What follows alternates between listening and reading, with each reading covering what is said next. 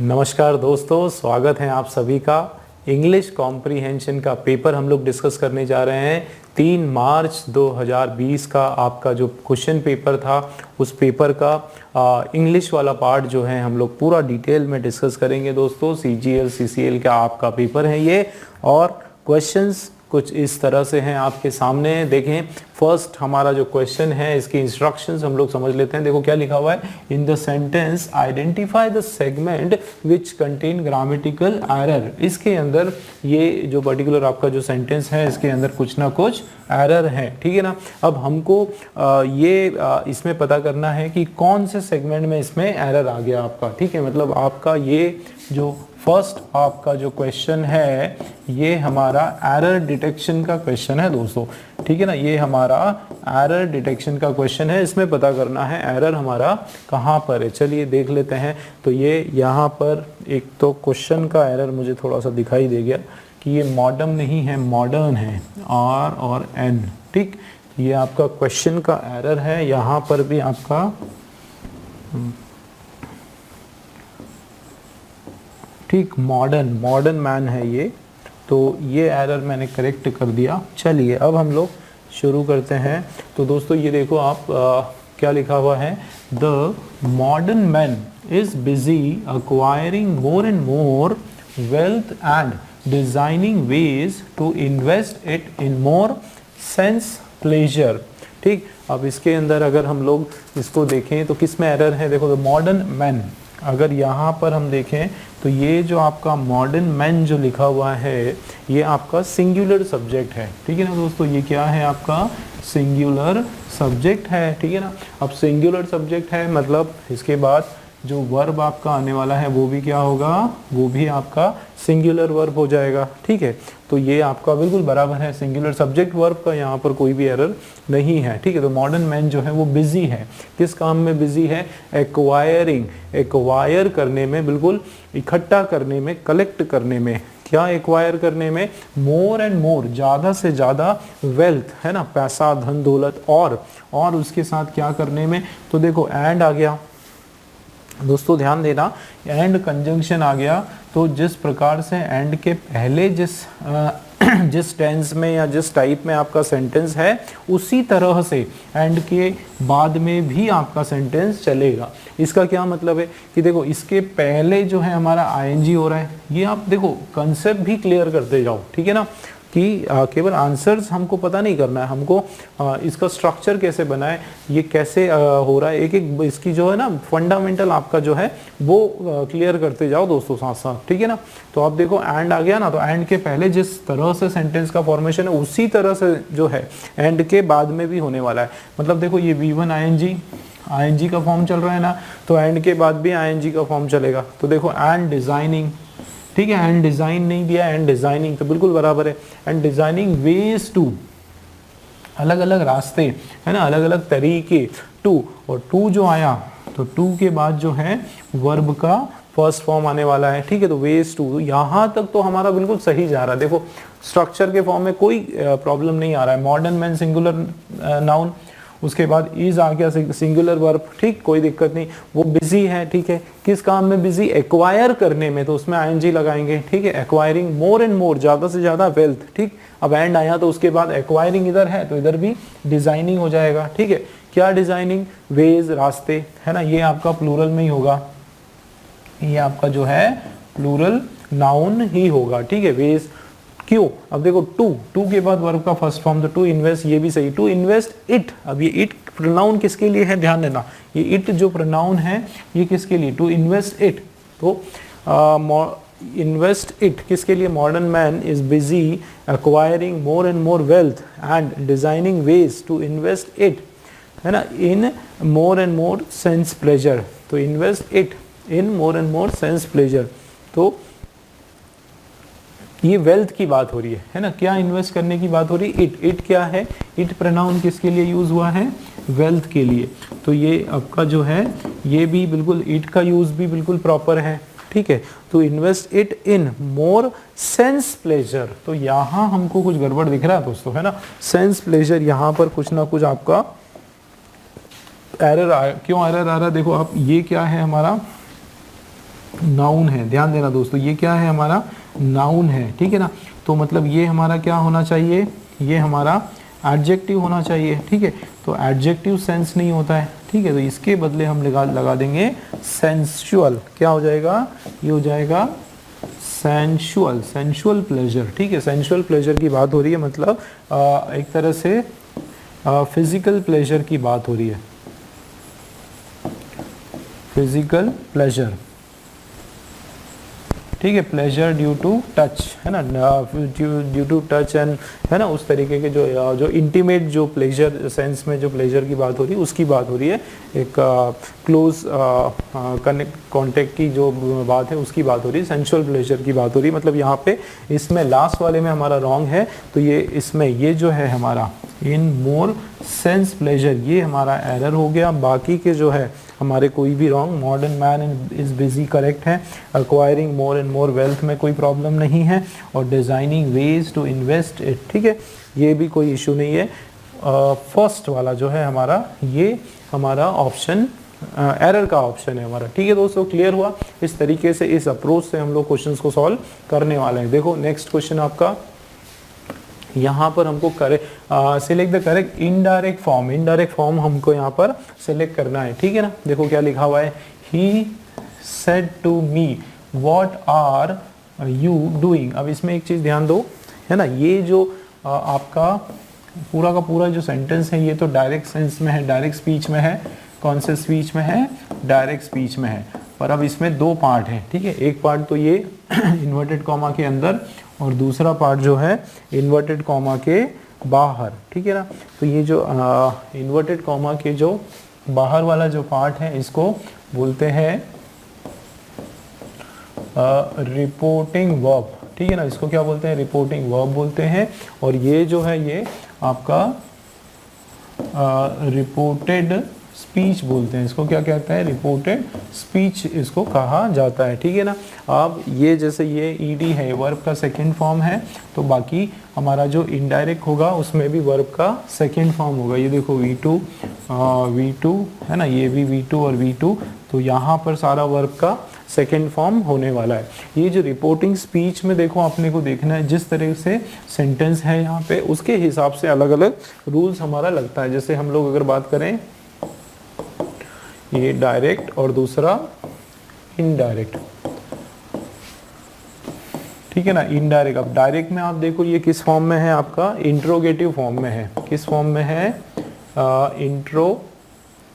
आपका direct speech जो है, रिपोर्टेड स्पीच जो है वो किस फॉर्म में है, इंट्रोगेटिव फॉर्म में है, ठीक है ना, क्वेश्चन फॉर्म में है।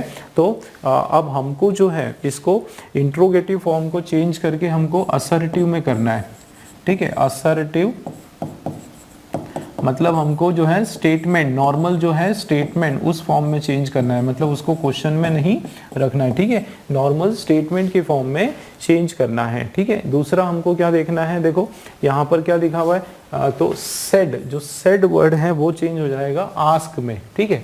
सेड जो वर्ड है, सेड टू जो था तो उसमें से इधर क्या हो जाएगा, केवल आस्क्ड, ASKED, ठीक है ना। इसके साथ कभी भी टू नहीं आता, ये याद रखना। आस्क के साथ जो है टू नहीं लगाते हम लोग, तो एक तो ये हमको याद रखना है, ठीक है। तो ये टू मी का मतलब सीधा आपका बन जाएगा मी। तो ये देखो आस्क मी, सेड मी। तो सेड जो है, सेड तो ठीक है, सेड तो लगा सकते हैं, लेकिन ये मी नहीं आया ना, मी भी हमको लगाना पड़ेगा, है ना। मी को हम लोग अवॉइड नहीं कर सकते हैं, ठीक है।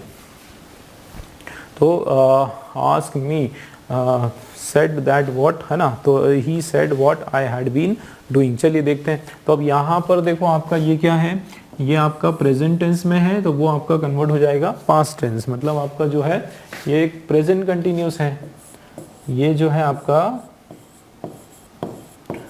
प्रेजेंट कंटिन्यूस का सेंटेंस है, ठीक है ना। तो प्रेजेंट कंटिन्यूस का आपका सेंटेंस चेंज हो जाएगा पास्ट कंटिन्यूस में। किसमें, पास्ट कंटिन्यूस में चेंज हो जाएगा। मतलब आर जो है वो क्या बन जाएगा, वॉज बन जाएगा। मतलब आप देखो तो यहाँ पे देखो ही, यहाँ पे करेक्ट, आस्क करेक्ट, है ना, ये आपका मी हो गया, और वॉट, है ना, वॉट लगा सकते हो बिल्कुल इस तरीके से। आपका इसमें कॉमा जो है उसको हटा के वॉट जो है यहाँ से भी वॉट से शुरू हो रहा है, तो इधर भी जो है आप वॉट से स्टार्ट कर सकते हो, ठीक है, कॉमा हटा के, तो वॉट, ठीक है, और व्हाट आर यू डूइंग, तो आई का यू का आई बन जाएगा और ये वॉज हो जाएगा और डूइंग, है ना। तो ये हमारा जो है फर्स्ट वाला बिल्कुल करेक्ट आ रहा है। आप देखो she asked me that, she asked me that what नहीं होता है, ठीक है, दैट और व्हाट यहाँ पे हम लोग नहीं लगाएंगे, केवल एक लगेगा, ये हमको ध्यान रखना है।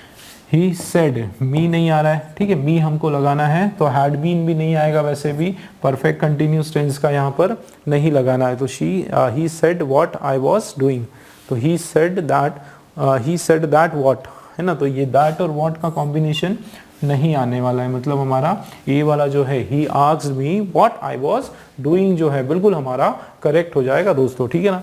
नेक्स्ट क्वेश्चन आप देखो, चलिए तो नेक्स्ट क्वेश्चन आपके सामने है, सिलेक्ट द सिनोनिम, इसमें हमको इसका समानार्थी शब्द हमको इसका चूज करना है। सिनोनिम क्या लिखा हुआ है, पैथेटिक, है ना, पैथेटिक जो एक लिखा हुआ है, ठीक है। अब इसका मतलब होता है, पैथेटिक का जो मतलब होता है वो होता है दोस्तों सिंपैथी, है ना, टू शो सिंपैथी, एक सिंपैथी का भाव दिखाना, ठीक है ना, सिंपैथी शो करना, या फिर पिटीनेस शो करना, है ना, ये पिटीनेस, दया का भाव दिखाना, ठीक है, एक बहुत ही दयनीय जिसको बोलते हैं, है ना, दयनीय परिस्थिति की जब हम बात करें, है ना, तो उस कंडीशन में हम लोग क्या बोलते हैं, पैथेटिक बोलते हैं। मतलब हमारा इसका जो पिटफुल है, पिटीफुल जो है वो एकदम सही हो जाएगा, है ना। क्यूरियस का मतलब होता है ये क्यूरियस का मतलब होता है टू नो समथिंग न्यू, ठीक है, ये टू नो समथिंग न्यू, कुछ नया जानने की इच्छा होना, वो होता है क्यूरियस, ठीक है। डल मतलब बिल्कुल एकदम मुरझाया हुआ, ठीक है, डल मतलब फेंट एकदम, है ना, फेंट हो गया या फिर मुरझाया हुआ, ठीक है ना, मुरझाया हुआ, उस सेंस में मीनिंग आ रहा है। इनसिग्निफिकेंट मतलब लेस इंपॉर्टेंट, सिग्निफिकेंट मतलब इंपॉर्टेंट होता है, इनसिग्निफिकेंट का मतलब होता है कोई ज़्यादा इंपॉर्टेंट नहीं होना, ठीक है ना, लेस इंपॉर्टेंट होना, वो सेंस में आ रहा है। तो पिटफुल जो वर्ड है आपका बिल्कुल सही जा रहा है, ठीक है ना दोस्तों, पिटफुल जो है that is the right option. चलिए नेक्स्ट क्वेश्चन देखते हैं हम लोग, फोर्थ वाला आपके सामने देखो, select the antonyms, select the antonym of the given. चलो इसका हमको जो है एंटोनिम हमको देखना, देखो सबसे पहले तो हिलेरियस का मीनिंग आप देखो, हिलेरियस का मतलब होता है एक्सट्रीमली फनी, मजाकिया, बिल्कुल एक्सट्रीमली फनी, जो बहुत ज़्यादा मस्ती मतलब जोक्स वगैरह क्रिएट करता हो, बिल्कुल फन जो देता हो, उसको बोलते हैं एक्सट्रीमली फनी, हिलेरियस, ठीक है। तो आप बोल सकते हो कि Kapil Sharma show is one of the most hilarious show, आप इस तरीके से बोल सकते हो। तो एक इस सेंस में यहाँ पर बात हो रही है, हिलेरियस सेंस में बात हो रही है, तो जाहिर सी बात है इसका जो अपोजिट हमको देखना है, तो वो क्या हो जाएगा आपका सैड, ठीक है, इसका जो अपोजिट है वो आपका क्या होने वाला है, सैड हो जाएगा, ठीक है ना दोस्तों। तो इसका जो अपोजिट है वो आपका क्या हो गया, सैड हो गया। चलिए नेक्स्ट देखते हैं, और दूसरा क्या, ये तो ये सारे के सारे आपके जो है पॉजिटिव सेंस के वर्ड हैं, ठीक है, ये सब के सब जो है ये भी आपका हैप्पी इसका मीनिंग निकल के आ रहा है, ठीक है ना। तो सैड जो वर्ड है वो हमारा राइट वर्ड हो गया, ठीक। नेक्स्ट क्वेश्चन आप देखें, select the most appropriate word to substitute the underline word, है ना, इन द गिवन सेंटेंस। चलिए, और अगर इसके अंदर कोई भी इंप्रूवमेंट नहीं है तो हम लोग नो इंप्रूवमेंट पर टिक कर देंगे, ठीक है ना। तो चलिए क्वेश्चन, ये हमारे पास सेंटेंस है, क्या लिखा हुआ है, there is a great degrade in values in modern age, ठीक है, इन मॉडर्न एज, तो ये मॉडर्न है, ठीक है, आर और एन। चलिए, तो यहाँ पे क्या कहा जा रहा है कि डिग्रेड इन वैल्यूज, तो वैल्यूज की में डिग्रेड होना, इसका क्या मतलब है भाई, डिग्रेडेशन ऑफ वैल्यूज, ठीक है। डिग्रेड इन वैल्यू जो है उसमें क्या होता है, डिग्रेडेशन ऑफ वैल्यू। दोस्तों ये जो लिखा हुआ है ये आपका गलत फॉर्मेशन है, ठीक है। कभी भी इसमें ये रूल होता है, डिग्रेड नहीं होता है, ठीक है ना। एक यहाँ पर नाउन आएगा, इस तरीके से आता है, नाउन वन आता है और उसके बाद जो प्रीपोजिशन है ना, यहाँ पर मैं लिखता हूँ, अब देखो मैं यहाँ पे लिखता हूँ कि सबसे पहले नाउन वन आता है, बिल्कुल ये वाला सिस्टम आपको यूज करना है। नाउन वन आता है और उसके बाद जो है प्रीपोजिशन, ठीक है ना, उसके बाद जो है प्रीपोजिशन आता है और प्रीपोजिशन कौन सा आने वाला है, ऑफ प्रीपोजिशन आना है और उसके बाद जो है आपका नाउन टू आने वाला है, ठीक है। बिल्कुल इसी तरीके से। तो आप देखो ये डिग्रेड नहीं होगा, क्या हो जाएगा, डिग्रेडेशन हो जाएगा। ये आपका नाउन वन हो गया, ठीक है ना, ऑफ प्रीपोजिशन हो गया और ये वैल्यूज जो है ये आपका नाउन टू। बिल्कुल इसी तरीके से यहाँ पे हम लोग यूज करेंगे, मतलब हमारा जो है फर्स्ट वाला बिल्कुल ऑप्शन करेक्ट ऑप्शन है, ठीक है ना दोस्तों। नेक्स्ट क्वेश्चन आप देखो, select the most appropriate word to fill in the blanks. ये आपका सेंटेंस है, देखो क्या लिखा है, it is an dash day to start your new business. ये क्या है, देखो ये बोलते हैं ना कि भाई आपका कोई बिजनेस स्टार्ट करना है तो ये जो है आपका सबसे डैश डे है, मतलब एक तरह से बहुत ही पवित्र डे है, इंपॉर्टेंट डे है, ठीक है। तो पवित्र डे जो होता है, इंपॉर्टेंट डे होता है, उसके लिए हम लोग क्या यूज करते हैं, ऑस्पिशियस वर्ड यूज करते हैं, ठीक है। क्या यूज करते हैं, ऑस्पिशियस यूज करते हैं। आप बोल सकते हैं इसको कि एक स्पेशल डे बोल सकते हो, ठीक है, या फिर आप है ना एक तरह से एक पवित्र, है ना, ऑस्पिशियस डे है, एक तरह से एक पवित्र डे बोल सकते हो आप उसको। इस तरीके से कभी भी कोई भी एक अच्छा दिन जो इंडिकेटर होता है तो उसके लिए हम लोग ऑस्पिशियस वर्ड यूज करते हैं, ठीक है। इसके अलावा जो है इसको हम लोग ऑप्टिमिस्टिक बोल सकते हैं, फेवरेबल बोल सकते हैं, फेवरेबल डे बोल सकते हैं इसको हम लोग, ऑप्टिमिस्टिक बोल सकते हैं, ठीक है। इसको प्रॉपिटियस बोल सकते हैं, प्रॉपिटियस डे बोल सकते हैं, ठीक है। ये इसके सारे सिनोनिम्स हैं, ठीक है। उसके अलावा जो कुछ वर्ड्स हैं, जैसे आपके पास एक वर्ड है ओमिनस। तो ओमिनस का मतलब होता है मतलब एक ऐसा suggesting that something unlikely to happen, है ना, समथिंग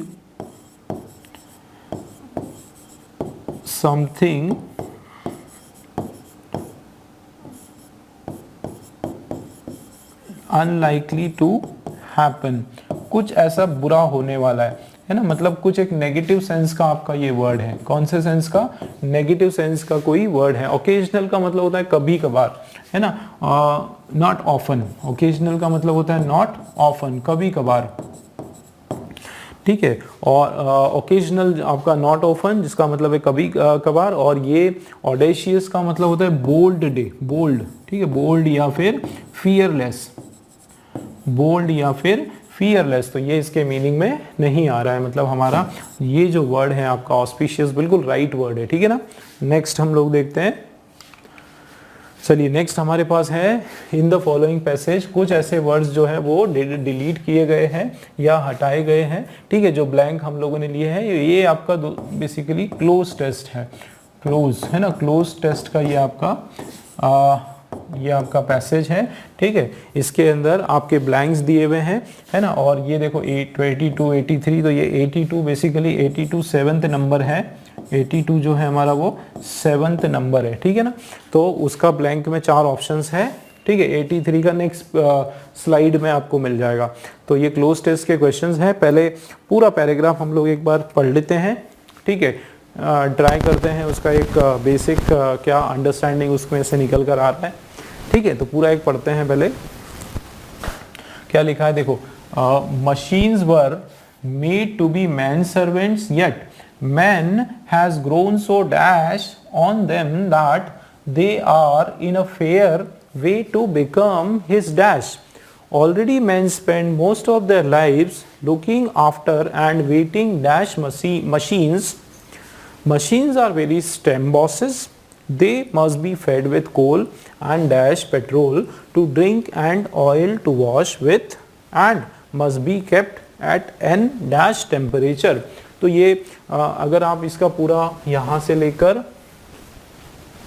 यहाँ तक जो है ओवरऑल अगर इसका एक मीनिंग देखेंगे तो मशीन के बारे में इसमें बात हो रही है कि ये बताया जा रहा है कि आजकल जो मैन है, इंसान है, वो मशीन का जो है गुलाम होता जा रहा है ना। मशीन ऑलरेडी उसको बहुत ज़्यादा यूज़ कर रही है एक तरह से। इंसान, हमको लगता है कि हम मशीन का इस्तेमाल करते हैं, पर असल में हो उल्टा रहा है, मशीन हमारा इस्तेमाल कर रही है। ठीक है, इस तरीके की यहाँ पे थोड़ा एक सेंस आ रहा है। चलिए हम लोग हमारा कंसेप्ट की बात कर लेते हैं। पहला वाला ब्लैंक हम लोग अप्रोच करते हैं। देखो क्या लिखा है, machines were made to be man servant. Machine असल में किस कार्य के लिए बनी थी, किस मकसद से बनी थी, इंसान की नौकर या इंसान का काम करने के मकसद में। यट बावजूद इसके क्या हुआ कि man has grown so dash on them.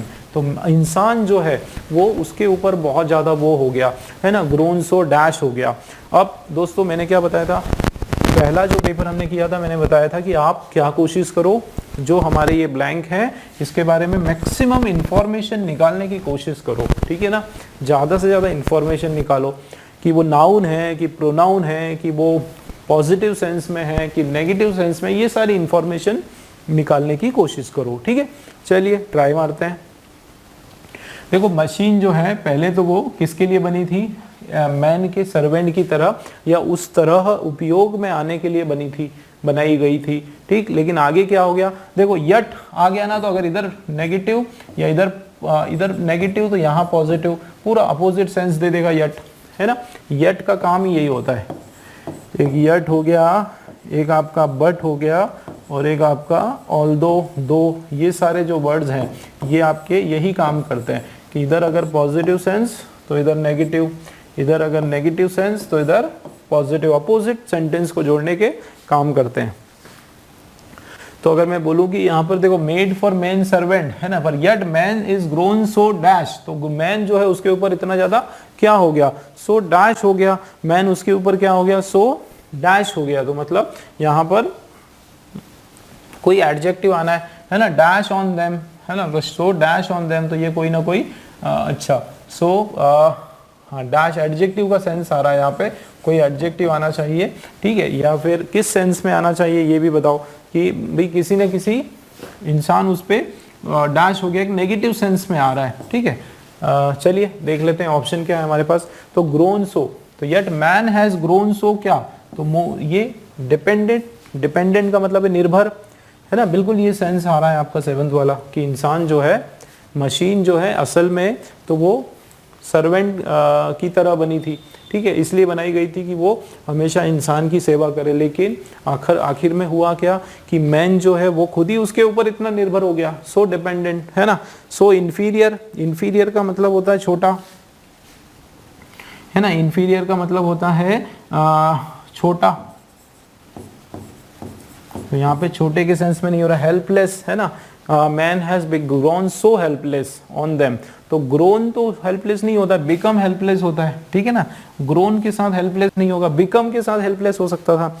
Subordinate, है ना, सबऑर्डिनेट का मतलब होता है सहयोगी, है ना। सबऑर्डिनेट मतलब उसके साथ, है ना, इक्वल, बेसिकली इक्वल सेंस में आ रहा है। सबऑर्डिनेट मतलब उसके साथ या इक्वल, तो आपका जो है ये होगा डिपेंडेंट मतलब निर्भर।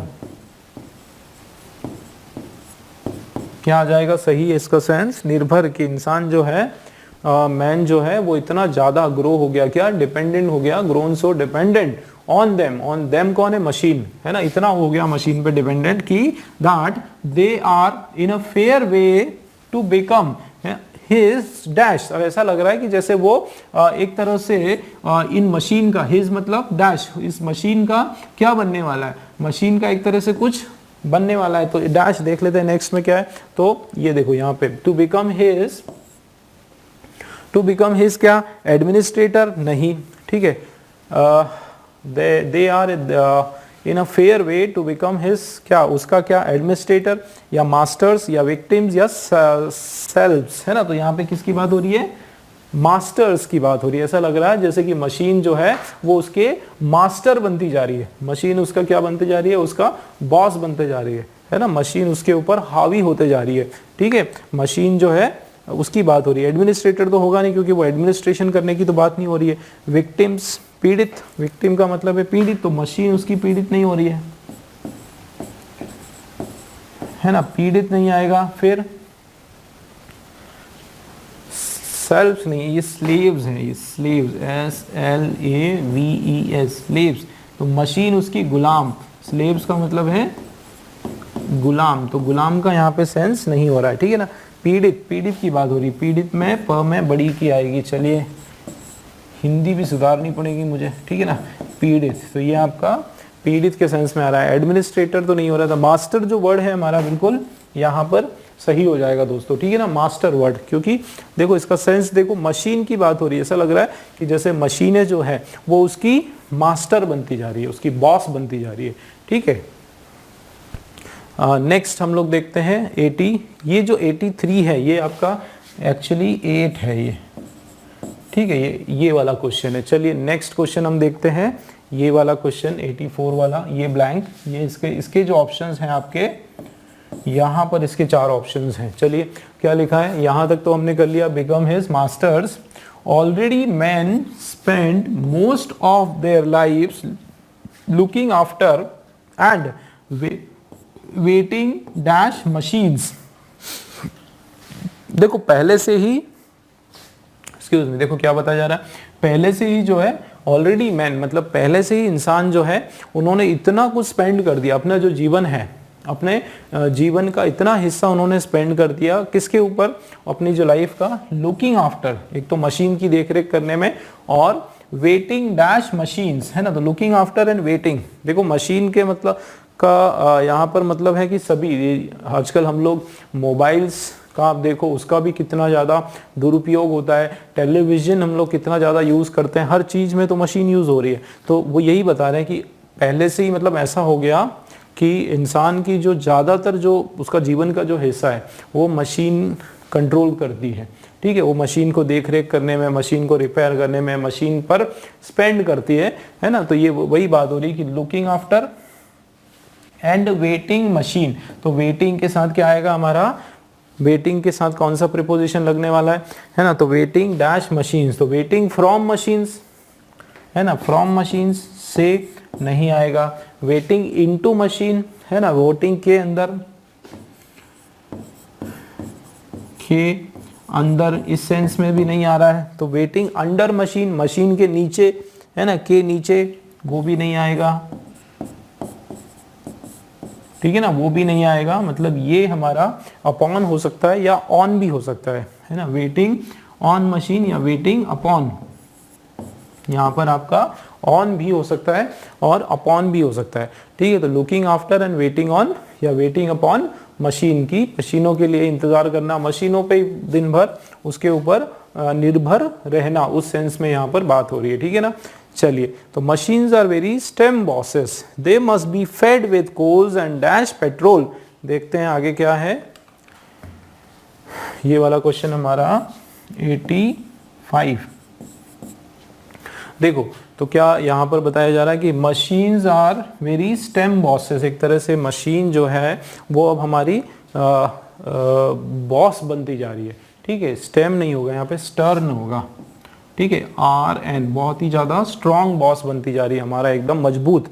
स्टर्न का मतलब होता है मजबूत, है ना, एकदम मशीन एक तरह से बहुत ही कठोर हमारा बॉस बनते जा रहा है। कैसे, दे मस्ट बी फैड, उनको खिलाना पड़ता है हमको मशीन को, क्या, विथ कोल, है ना, या तो कोल से चलती है या फिर एंड डैश पेट्रोल, है ना, and dash petrol to drink, उनको देखो dash petrol to drink and oil to wash with, उनको पेट्रोल दिया जाता है पीने के लिए और ऑयल दिया जाता है to wash with, and must be kept. देखो दोस्तों, मस्ट बी केप्ट मतलब ये जो है आपका पूरा, ये आपका पैसिव फॉर्म में है, ठीक है। ये सेंटेंस जो आ रहा है आपका किस फॉर्म में आ रहा है, पैसिव फॉर्म में आ रहा है। तो पैसिव फॉर्म में जो है एंड यहाँ पे वर्ब का जो है थर्ड फॉर्म हम लोग इस्तेमाल करेंगे। तो यहाँ पे क्या हो जाएगा आपका, ये गिवन बिल्कुल सही हो जाएगा।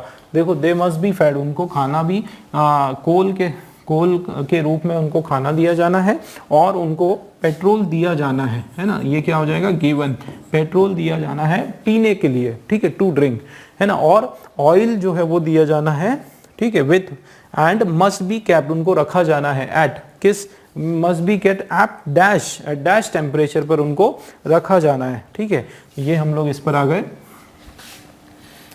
86 वाला हमारा ये है। तो देखो उनको किस पे रखा जाना है, डैश टेम्परेचर पर रखा जाना है। तो कितने टेम्परेचर पे, बेसिकली इसके लिए टेम्परेचर के लिए जो वर्ड है आपका आउटडेटेड नहीं होगा, ऑप्शनल नहीं होगा, ऑप्टिमिज्म नहीं होगा, ऑप्टिमिस्ट नहीं होगा, ऑप्टिमम। ठीक है, क्या होगा, ऑप्टिमम हमारा सही हो जाएगा। इसका मतलब होता है मैक्सिमम, नहीं मैक्सिमम भी नहीं, अप्रोप्रिएट है ना, इसको बोल सकते हैं अप्रोप्रिएट। ऑप्टिमम का मतलब होता है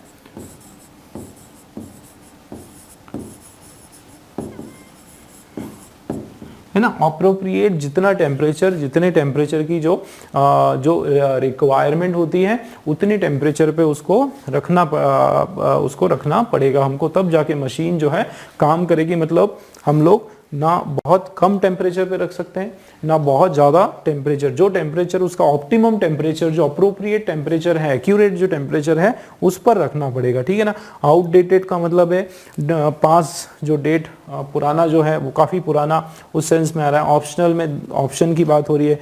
ऑप्टिमिस्ट जो होता है, ऑप्टिमिस्ट का मतलब होता है होपफुल, है ना। ऑप्टिमिस्ट का मतलब होता है उम्मीद भरा या होपफुल, तो वो सेंस तो इसका यहाँ पर नहीं आ रहा है। ठीक है ना, डी वाला हमारा राइट आंसर हो गया। चलिए, तो ये हमारा क्लोज टेस्ट हो गया, क्वेश्चंस किए हमने। आगे बढ़ते हैं नेक्स्ट क्वेश्चन की ओर। इसमें हमको करेक्ट एक्टिव फॉर्म हमको इसका चूज करना है, मतलब सेंटेंस हमारा जो है पैसिव फॉर्म में है। ठीक है ना, सेंटेंस हमारा किस फॉर्म में है दोस्तों, पैसिव फॉर्म में है। चलिए इसकी इंफॉर्मेशन निकालते हैं दोस्तों। इसमें देखो एक चीज, the thief was being arrested by the police. ये जो आपका बीइंग आ गया ना, मतलब समझ जाओ कि आपका एक्टिव में ये कंटिन्यूस होने वाला है। क्या होने वाला है, कंटिन्यूस टेंस का सेंटेंस होने वाला है। बस आप इतना याद रखो कैसे, क्योंकि बीइंग के अंदर देखो यहाँ पर बी के साथ आईएनजी लगा हुआ है। ठीक, इसका देख लेते हैं हम लोग स्ट्रक्चर। ये आपका एक्टिव हो गया और इधर आपका पैसिव हो गया। अब आप देखो इसमें आपका पैसिव फॉर्म में फॉर्मूला क्या है, देखो पैसिव फॉर्म में फॉर्मूला क्या है, ये हमारा, ये आपका ऑब्जेक्ट, ठीक है, ये आपका ऑब्जेक्ट, ये आपका हेल्पिंग वर्ब है ना। हेल्पिंग वर्ब भी कौन सा, पास्ट टेंस में आ गया। यहाँ पर बीइंग आता है, ठीक है, यहाँ पे वर्ब का थर्ड फॉर्म आ गया, बाय आ गया, और उसके बाद आपका ये सब्जेक्ट, ठीक है ना, ये क्या हो गया, आपका सब्जेक्ट हो गया।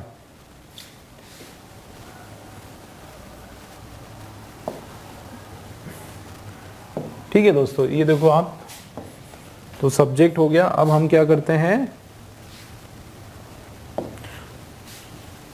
ये हम लोग यहाँ पे फीड कर देते हैं। देखो क्या क्या है, ऑब्जेक्ट, ठीक, ऑब्जेक्ट प्लस आपका हेल्पिंग वर्ब, वो भी कौन सा, पास्ट का, ठीक, उसके बाद वर्ब का थर्ड फॉर्म, ठीक, उसके बाद बाय, ठीक है, बाय आ गया, उसके बाद आपका सब्जेक्ट। तो ये फॉर्मूला अगर एक्टिव में करना है तो ये आपका हो जाएगा, शुरुआत हम करेंगे सब्जेक्ट से, ठीक, उसके बाद हमारा हेल्पिंग वर्ब, और हेल्पिंग वर्ब भी हमारा जो है अगर उधर पास्ट है तो इधर भी पास्ट टेंस में हो जाएगा, ठीक, उसके बाद जो है आपका वर्ब के साथ आईएनजी हो जाएगा, ठीक है, वर्ब के साथ आईएनजी हो जाएगा, और उसके बाद जो है आपका ऑब्जेक्ट हो जाएगा। इसका मतलब ये सेंटेंस हम चेंज करते हैं, the thief was being arrested by the police. Police आपका सब्जेक्ट है, तो हम लोग शुरू करते हैं द, ठीक है ना, इस तरीके से द पुलिस, ठीक। अब देखो द पुलिस आपका क्या है, सिंगुलर सब्जेक्ट है, तो उसके साथ वॉज आ जाएगा, पास्ट टेंस में वॉज, ठीक है, द पुलिस वॉज। और अरेस्ट जो है, अरेस्ट का V4 मतलब आईएनजी लग जाएगा, तो ये हो जाएगा वॉज अरेस्टिंग।